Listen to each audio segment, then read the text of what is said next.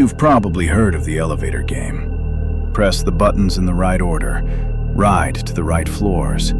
Don't speak to the woman who gets on at the 5th floor. And whatever you do, don't look at her. It spread across Western internet in 2011-2012. Reddit threads, creepypasta forums, eventually YouTube. Most people think it's Korean. It's not. Or, more precisely, what you've been playing is a copy of a copy. A translation of a translation. Somewhere between Seoul and Tumblr, the original version got lost. The original came from Taiwan, and it has rules the Western internet never found, because they were never written in English. Until now. My name is L. Blackwell, and tonight, I'm going to tell you what actually happens when the doors open on the 5th floor, and why, in the Taiwanese version, the rule isn't, don't look at her. The rule is, if she speaks to you first, you're already too late. Before we get to the story, I need to give you some context, because without it, none of this makes sense. In Taiwan, and across much of the Chinese-speaking world, the relationship with the dead is different. In the West, ghosts tend to be anomalies. They're the exception. Something went wrong, a violent death, unfinished business, and now a spirit is stuck somewhere it doesn't belong. In Chinese folk belief, the dead don't disappear. They move to a parallel existence, one that runs alongside ours, separated by a membrane that's usually invisible. Usually. That membrane is thinnest in certain places.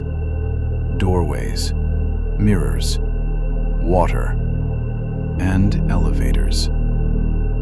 Think about it.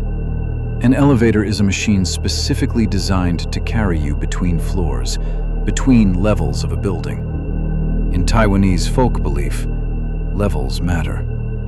The ground floor belongs to the living, the basement belongs to something else. And the space between floors, that brief, suspended moment when you're neither here nor there, that's where things can get in. This is why the elevator became the setting for dozens of Taiwanese urban legends throughout the 1990s and 2000s, years before Korean internet culture picked up the concept and exported it west. The Taiwanese versions share certain features. They always involve an old building, typically a residential tower, at least 10 floors. They almost always happen after midnight, and they almost always involve a woman who shouldn't be there. In Chinese ghost lore, female spirits are among the most common. The folklore reason is grim. Historically, women who died young, in childbirth, by suicide, by violence, were considered unfinished. Their deaths were incomplete, and incomplete deaths meant restless spirits. The woman in the elevator legend is almost always one of these. But here's what Western retellings get wrong. She's not a demon. She's not there to drag you to hell. She's there because she's lost, and she's looking for someone to follow home.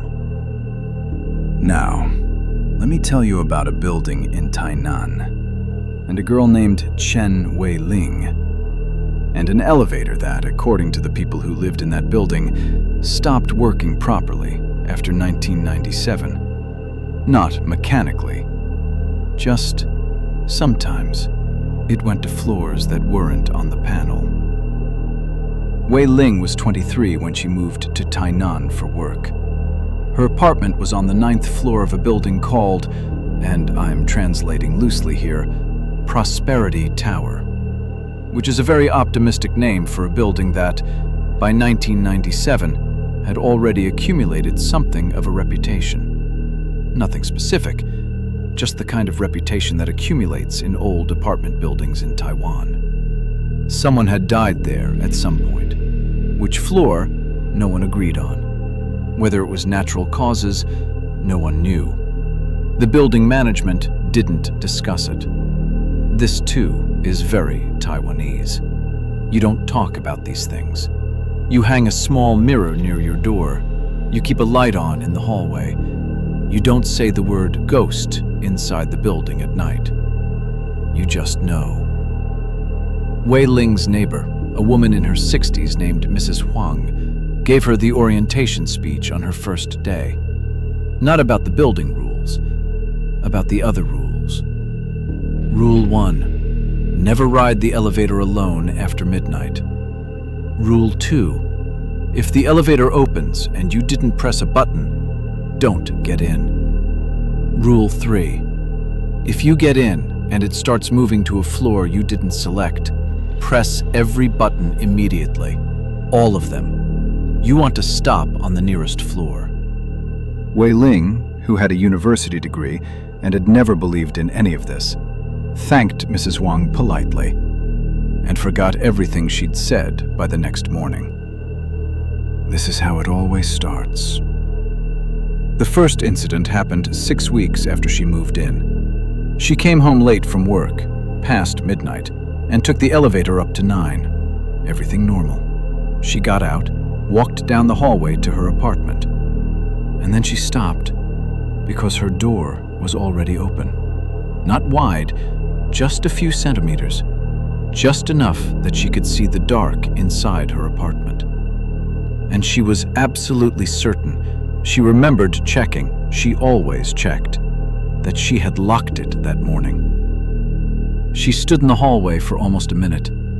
Then she pushed the door open, turned on every light, checked every room. Nothing. She told herself she'd forgotten. She went to sleep. But that same night, at 3 a.m., she woke up to the sound of the elevator arriving at her floor.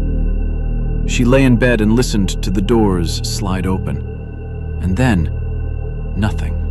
No footsteps, no voices. After 30 seconds, the doors slid closed again. She told herself it was a neighbor, someone who'd pressed the wrong floor by accident. She lay in the dark for a long time, not sleeping, listening to nothing at all. This happened again the next night, and the night after that. Always 3 a.m., always the 9th floor, always the doors opened and closed without anyone getting out. On the 4th night, Wei-Ling looked through her peephole. The hallway was empty, but the elevator doors were open, and inside she could see the panel. Every button was lit up, all 13 floors glowing at once. She watched for 30 seconds. Then the doors closed. The lights on the panel went out one by one from the top floor down, like something descending. She told a co-worker. His name was David, or that's the name he used with Western clients. His actual name was Da Wei. He was, in Wei-Ling's words, the kind of person who had an explanation for everything. He told her old elevator systems glitched, that power fluctuations in aging buildings caused exactly the kind of random button lighting she'd described. That the 3 a.m. timing was confirmation bias. She was noticing it because she was looking for it. She knew he was probably right. Da Wei came over 3 days later, not to investigate, just for dinner. They stayed up late, and somewhere around 1 a.m., he decided to head home. She walked him to the elevator. They waited. The doors opened. Inside the elevator, in the back left corner, was a woman. She was facing the wall. Da Wei and Wei-Ling stood in the open doorway and looked at her. She was young, maybe early 20s, dark hair hanging loose. She was wearing the kind of light-colored dress that you might sleep in, or, and Wei-Ling said this detail stayed with her for years, that you might be buried in. She didn't move. She didn't turn around. The elevator doors tried to close. Da Wei put his hand out to stop them, reflexively. And then Wei-Ling did something she could never fully explain. She said, "Excuse me, are you all right?" The woman didn't answer, but she tilted her head just slightly, like she was listening. Da Wei grabbed Wei-Ling's arm and pulled her back. The elevator doors closed. They stood in the hallway in silence as the elevator ascended, past the 9th floor, past the 10th, the 11th, the 12th, the 13th, and stopped at the 14th floor, the top floor, where no one lived. Where the building management had locked the apartments years ago after a water pipe incident that had made half the floor uninhabitable. They stood there and listened, heard nothing. Da Wei took the stairs home. Here's where the Taiwanese version of this legend diverges most sharply from what you might know.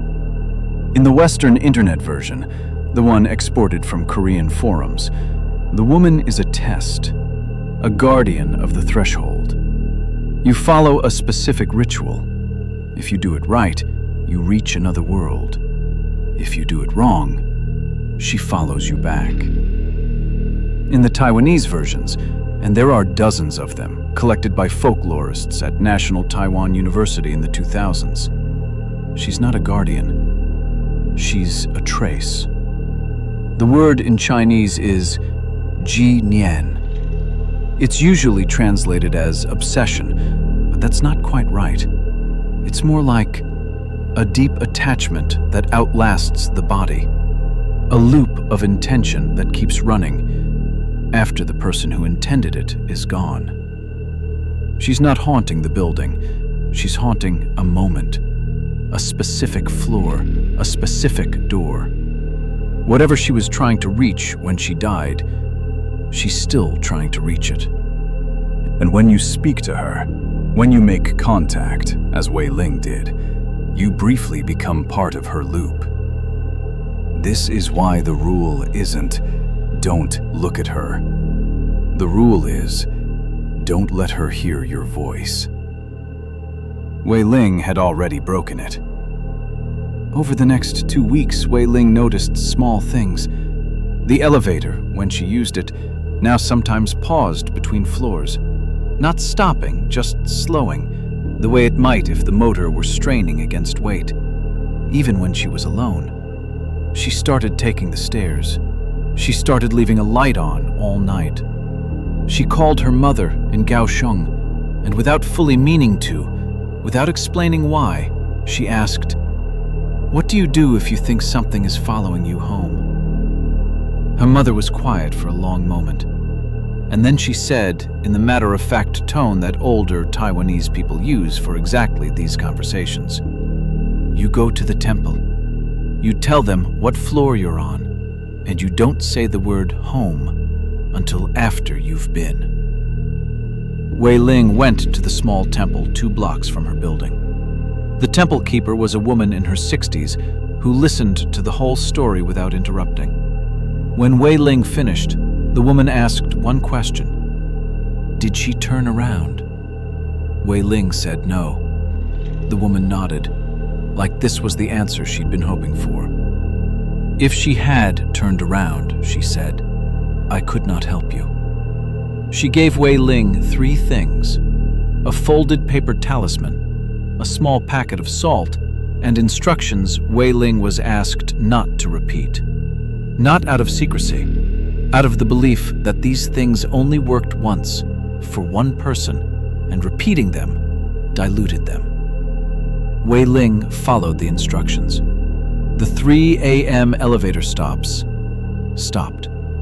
She lived in that apartment for another 4 years and rode that elevator every day, and nothing else happened. She moved away in 2001, lost touch with the building, the neighbors, Da Wei. She told this story once in a Taiwanese internet forum in 2008. I found it while researching this episode. The original thread is gone, but it was screenshotted and reshared enough times that fragments survive. The last line of her post is the part I keep thinking about. She wrote, I don't know if she ever found what she was looking for. I hope, wherever she is, the door is finally open. There are thousands of buildings like Prosperity Tower across Taiwan, across Malaysia, Singapore, the Chinese diaspora in every city in the world. And in almost every one of them, there are residents who know the unofficial rules, who take the stairs after midnight, who don't answer when the elevator opens and no one is there. Not because they've thought it through, not because they believe or don't believe, because it was told to them by someone they trusted, who was told by someone they trusted, going back further than anyone can remember. This is how folk belief actually works. It's not about proof. It's about the accumulated weight of caution across generations. It's a culture's way of saying, we have been in this building before. We have learned what lives here, and we are passing that knowledge to you. The Western Internet found the elevator game and made it a ritual, a game, something you do for a thrill and post about afterward. I don't think that's wrong, exactly. I just think it's missing something. The original version was never a game. It was a warning. If you're watching this from a city with an old building, and honestly, most cities have them, and if you ever find yourself in an elevator late at night, and it stops on a floor you didn't select, don't panic. Don't speak. And when the doors open, don't look for what's standing in the corner. Look at the panel. Count the buttons that are lit. If all of them are glowing at once, press your floor quickly. And when you get home, leave a light on. That's not superstition. That's just courtesy for whoever is still looking for theirs. Good night.